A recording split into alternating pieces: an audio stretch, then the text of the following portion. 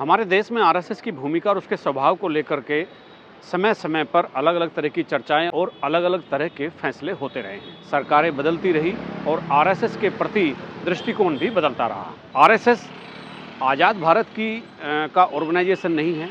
आज़ादी से पहले इसका एक बहुत बड़ा संगठन राष्ट्रीय स्वयंसेवक के नाम से इस देश में था।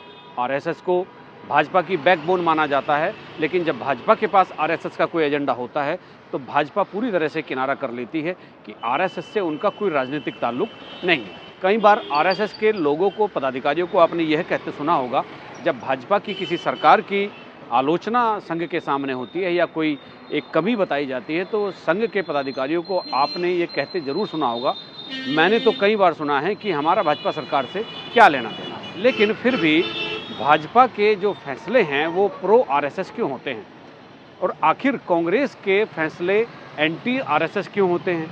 तो ये एक बड़ा सवाल हमारे देश में बना हुआ है। और आरएसएस के बारे में सरदार पटेल की क्या भावना थी वो भी आपने देखी होगी। 1948 में सरदार पटेल ने आरएसएस पर पहली बार बैन लगाया था। उससे पहले महात्मा गांधी की हत्या हो गई थी और उसके बाद बैन लगा। भारत आज़ाद हुआ और अलग अलग तरह से आरएसएस की भूमिकाएं बदलती रही और वो अपने एक लक्ष्य को लेकर आगे बढ़ता रहा। राष्ट्रीय स्वयंसेवक संघ की जो कारवां था वो बढ़ता चला गया। जब कांग्रेस सरकार आई तब आरएसएस को एजेंडे में लिया गया और उसके खिलाफ या उसको लेकर के वही सलूक किया गया जो कांग्रेस को करना चाहिए था, भाजपा को पीछे धकेलने के लिए। अब एक नया इशू ये है कि आरएसएस के शाखाओं में, आरएसएस के कार्यक्रमों में जाने के लिए उत्तराखंड की धामी सरकार ने सरकारी कर्मचारियों को छूट दी। पिछली 11 जुलाई को प्रधानमंत्री नरेंद्र मोदी ने 58 साल बाद आरएसएस में सरकारी कर्मचारियों के जाने को लेकर लगे प्रतिबंध को हटा दिया था। ये प्रतिबंध 1966 में लगा था और 1970, 77 और 80 में अलग अलग सरकारों ने संघ की शाखाओं में सरकारी कर्मचारियों के जाने के उस आदेश में समय समय पर संशोधन किया। 1980 का जो लास्ट आदेश है उसमें साफ साफ लिखा गया है, सरकारी कर्मचारी किसी राजनीतिक दल का सदस्य नहीं होगा, सरकारी कर्मचारी किसी संगठन का भी कोई सदस्य नहीं होगा और सरकारी कर्मचारी या अधिकारी किसी भी संगठन या राजनीतिक संगठन के आंदोलनों में हिस्सा नहीं लेगा। वही प्रतिबंध आज तक चला आ रहा था। 11 जुलाई को प्रधानमंत्री नरेंद्र मोदी ने उस प्रतिबंध को हटा दिया। भारतीय जनता पार्टी के नेताओं ने और कार्यकर्ताओं ने इसका पूरे जोर शोर से स्वागत किया और कहा कि 58 साल बाद आरएसएस की शाखाओं में कर्मचारियों पर जाने के लिए लगे प्रतिबंध को हटा दिया गया है। उसी के क्रम में अब उत्तराखंड की पुष्कर धामी सरकार ने भी आरएसएस की शाखाओं और कार्यक्रमों में जाने के लिए कर्मचारियों पर जो प्रतिबंध था, केंद्र सरकार के आदेश के आलोक में यहाँ भी उसको इम्प्लीमेंट कर दिया है। एक आदेश अपर मुख्य सचिव आनंद वर्धन के हस्ताक्षर से जारी हुआ है और उसमें लिखा गया है, बहुत साफ साफ तौर पर उल्लेख किया गया है कि कोई भी सरकारी कर्मचारी अब बेरोक-टोक ऑफिस से अलग समय में आरएसएस की शाखाओं में जा सकेंगे, आरएसएस के जो कार्यक्रम हैं उनमें जा सकेंगे और इसके अलावा 4 अन्य सांस्कृतिक और धार्मिक कार्यक्रमों में भी जा सकेंगे। ये आदेश आने के बाद उत्तराखंड में सियासी हलचलें तेज हो गई हैं। क्या किसी राजनीतिक या अराजनीतिक संगठन के कार्यक्रमों में किसी कर्मचारी का हिस्सा लेना कैसे उनकी तटस्थता को प्रभावित नहीं कर सकता? ज़्यादातर लोगों का ये मानना है। और जब 1980, 1977 और उससे पहले 1966 जब ये प्रतिबंध लगाया गया था तब भी ये बात कही गई थी कि ये जो एक स्थिति है आरएसएस के कार्यक्रमों में जाने की सरकारी कर्मचारियों के, इससे कर्मियों का जो न्यूट्रलाइजेशन है, जो निष्पक्ष भाव से सरकारी कर्मचारी काम करते हैं, उनकी तटस्थता को प्रभावित करेगा। इसी के साथ ही कि वो उस समय जब कांग्रेस की सरकारें थी 3 बार संशोधन हुआ और अंततः 1980 में सरकार इस निर्णय पर पहुंची कि किसी भी राजनीतिक गैर राजनीतिक संगठन का सदस्य कोई कर्मचारी नहीं होगा, ना किसी आंदोलनों में हिस्सा होगा। हमारे संविधान में साफ तौर पर लिखा है, धर्मनिरपेक्ष राज्य के निवासी हैं। सभी को अपने अपने धर्म की चॉइस का, धर्म की पसंद का अधिकार है, लेकिन धार्मिक कार्यक्रमों से बचने के लिए, प्रायोजनों से बचने के लिए ये सारी व्यवस्थाएं की गई थी। लेकिन आज फिर एक शुरुआत 52 साल के बाद हुई है। 5 दशक से भी ज़्यादा समय के बाद एक ऐसी शुरुआत का होना जो इमरजेंसी से पहले प्रतिबंध हो चुकी थी और इमरजेंसी के बाद जिसमें संशोधन करके बहुत स्पष्ट बिंदुओं का उल्लेख किया गया कि कोई सरकारी कर्मचारी राजनीतिक या राजनीतिक किसी भी संगठन का सदस्य नहीं होगा और किसी भी तरह के आंदोलन और गतिविधियों में भाग नहीं लेगा। और उसके पीछे राजनीतिक विश्लेषकों, सामाजिक चिंतकों और जो अच्छे विचारक हैं, जो समाजवादी विचारक हैं, जो किसी भी विचारधारा से ताल्लुक़ रखते हैं, उनका कहना ये है कि अगर कर्मचारी आरएसएस की शाखाओं में जाएंगे तो उनकी जो काम करने की जो तटस्थता है, निष्पक्षता है और उस पर फ़र्क पड़ेगा। चूँकि अगर हम किसी भी ऑर्गेनाइजेशन के सांस्कृतिक और धार्मिक कार्यक्रम में हिस्सा लेते हैं, किसी की शाखाओं में जाते हैं, चूँकि आरएसएस की संगठन की अपनी एक आइडियोलॉजी है। आरएसएस ही क्यों, किसी भी संगठन और व्यक्ति की अपनी एक आइडियोलॉजी होती है। जब आप एक संगठन से जुड़ते हैं तब आप एक आइडियोलॉजी से जुड़ते हैं। वो आइडियोलॉजी अगर आपके काम को प्रभावित करेगी तो ये कर्मचारी सेवा आचरण नियमावली का उल्लंघन माना जाएगा। धामी सरकार ने भी कर्मचारी सेवा आचरण नियमावली का उल्लंघन मानने के आदेश को हटा दिया है। यानी अब सरकारी कर्मचारी संघ की आरएसएस की शाखाओं में सुबह शाम जा सकेंगे और इसके अलावा अन्य 4 धार्मिक और सांस्कृतिक कार्यक्रमों में हिस्सा ले सकेंगे। अब इशू यही है, कांग्रेस इस मामले को उसी नज़रिए से, उसी दृष्टिकोण से देख रही है जो 60 के दशक में 1966 में हुआ और जो 70 के दशक में हुआ और 1980 में भी हुआ।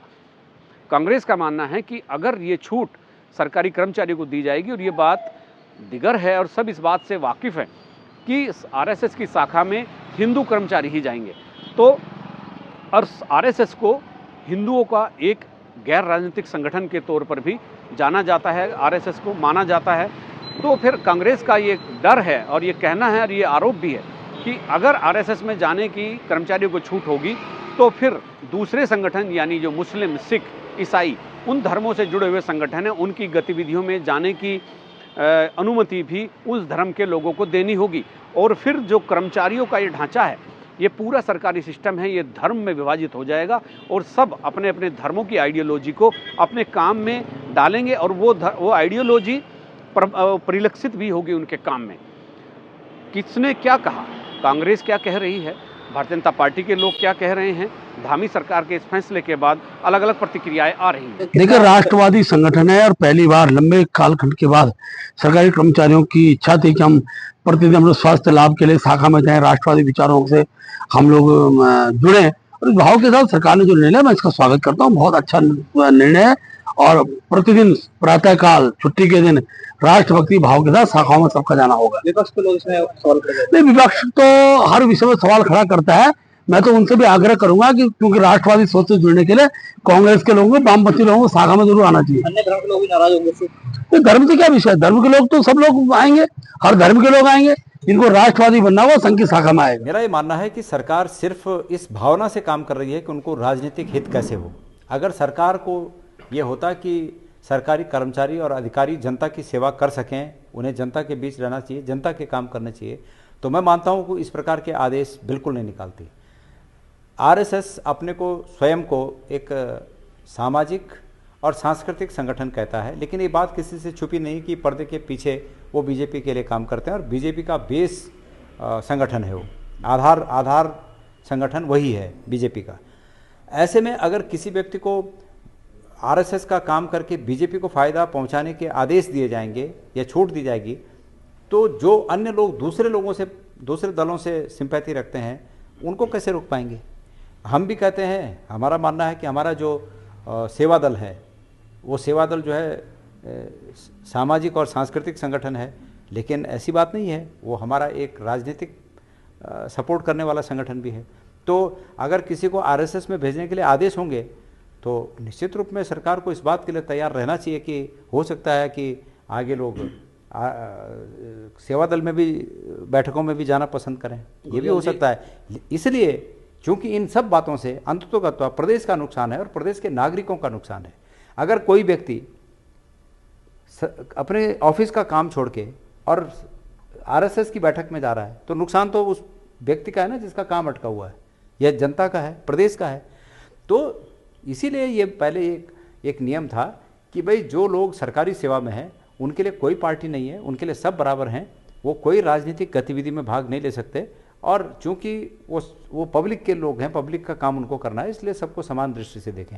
लेकिन भारतीय जनता पार्टी अब शायद उनके पास कार्यकर्ताओं की कमी हो गई है, तो उस कार्यकर्ताओं पर विश्वास नहीं रहा। कार्यकर्ता ये समझ बैठे हैं कि इनके नेता लोग इनको ठग रहे हैं।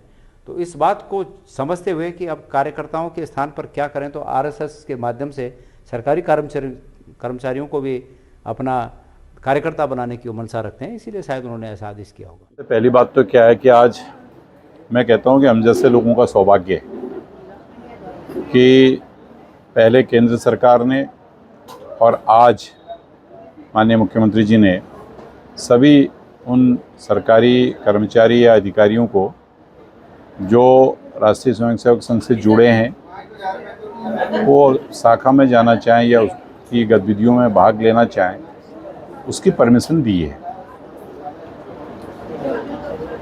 आपको मैं बतलाना चाहता हूं कि देखो, ये तो कांग्रेस ने एक षड्यंत्र के तहत ये शासनादेश जारी किया था, क्योंकि आरएसएस में जो भी लोग काम करते हैं, जो स्वयंसेवक हैं, वो सिर्फ और सिर्फ राष्ट्रीयता के लिए और राष्ट्र को आगे बढ़ाने के लिए, इस देश की संस्कृति और इस देश की परंपरा के लिए वो लोग काम करते हैं। लेकिन आश्चर्य और ताजुब इस बात का है कि जो राष्ट्रभक्त लोग हैं, उन पे कांग्रेस पार्टी ने प्रतिबंध लगाया, और जो राष्ट्र के अंदर तरह तरह की गलत गतिविधियां करते हैं, राष्ट्र को कमजोर करने का काम करते हैं, उनके ऊपर कभी भी इस तरह की बात नहीं कही। लेकिन आज हम लोग मुख्यमंत्री जी का इस कदम का स्वागत करते हैं, उनको बहुत बहुत धन्यवाद ज्ञापित करते हैं कि उन्होंने इस प्रदेश के अंदर उन सभी राजकीय कर्मचारियों पर जो राष्ट्रीय स्वयंसेवक संघ से संबद्ध हैं, ये बैन हटाया है, ये प्रतिबंध हटाया है। और मैं कह सकता हूं कि सनातन के लिए, हिंदुत्व के लिए और इस देश के लिए एक बहुत ही अच्छा फैसला इसको मैं मानता हूं। राजनीतिक दलों की प्रतिक्रिया के बाद आपने देखा होगा, सब अपने पक्ष की बात कह रहे हैं, सब अपने एजेंडे पर आगे बढ़ते हैं, सबकी अपनी राजनीतिक महत्वाकांक्षाएं हैं। कांग्रेस इसे गलत मानती है और भारतीय जनता पार्टी इसे बिल्कुल उचित मानती है। लेकिन इस उचित और अनुचित के गेम में कहीं सरकारी सिस्टम में अगर कोई एक ऐसी आइडियोलॉजी घर कर जाती है या प्रवेश कर जाती है जो धर्म से संबंधित हो, तब फिर आप किस तरह की चीज़ों को कंट्रोल करने के लिए कौन सा मैकेनिज्म लाएंगे, कैसे इस तरह की स्थितियों को यहाँ पर कंट्रोल किया जाएगा, ये सोचने वाली बात होगी। संगठन हमेशा चलते हैं, संगठन में लोग भी जाते हैं, आइडियोलॉजी भी रहती है, लेकिन सरकारी सिस्टम में जब इसका प्रभाव आना शुरू होगा तब चीज़ें शायद बदल जाएं। हो सकता है बहुत अच्छी भी हो जाएं और हो सकता है बहुत बुरी भी हो जाएं।